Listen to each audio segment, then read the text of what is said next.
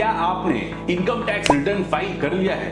अगर नहीं, then income tax return file करने से पहले ये वीडियो जरूर देखें। Hello friends, welcome to our channel Reorient. आज मैं आपको बताऊंगा इनकम टैक्स रिटर्न फाइल करने से पहले ये 6 इंपॉर्टेंट काम आप जरूर से निपटा लें। नंबर 1, चेक योर फॉर्म 16 या फिर फॉर्म 16A।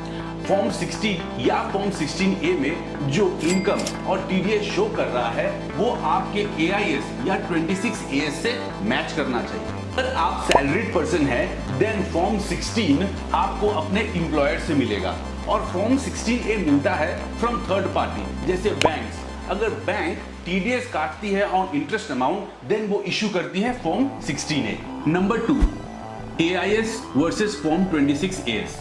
फॉर्म 26AS एक स्टेटमेंट है जो शो करता है कि आपके नाम पे कितना टीडीएस या टीसीएस कट के जमा है। आप इसमें देख सकते हैं कि आपका एम्प्लॉयर या फिर थर्ड पार्टी के साथ कितना ट्रांजैक्शन हुआ है during the last financial year और थर्ड पार्टी ने या एम्प्लॉयर ने कितना टीडीएस काट के जमा किया है। फॉर्म 26AS देखने के लिए जो प्रोसेस है आप ऊपर दिए गए लिंक को क्लिक करके चेक कर सकते हैं। AIS अकाउंटिंग इंफॉर्मेशन सिस्टम ये एक स्टेटमेंट है जो वाइडर रेंज कवर करता है। टीडीएस टीसीएस के अलावा आपने लास्ट फाइनेंशियल ईयर में और भी कितने फाइनेंशियल ट्रांजैक्शंस किए हैं वो शो करता है। Number 3, form 10BE। अगर आपने लास्ट फाइनेंशियल ईयर में डोनेशन दिया है किसी ट्रस्ट को या इंस्टीट्यूशन को देन उनसे आप फॉर्म 10BE जरूर कलेक्ट कर लें। 10BE कंफर्म करता है कि आपने लास्ट फाइनेंशियल ईयर में डोनेशन दिया था। नंबर 4, अगर आप शेयर्स में ट्रेड करते हैं देन लास्ट फाइनेंशियल ईयर के ट्रांजैक्शंस को इन कैटेगरीज में बांट ले।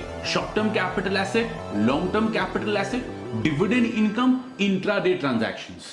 अगर शॉर्ट टर्म कैपिटल गेन है then straight forward tax rate है 15%।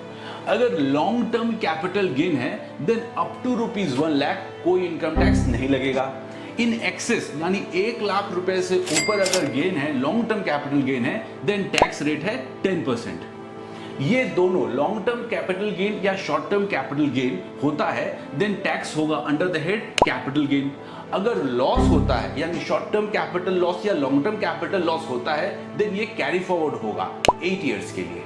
अगर डिविडेंड से रुपया कोई आया है, डिविडेंड इनकम हुआ है देन ये टैक्सेबल होगा under the head income from other sources.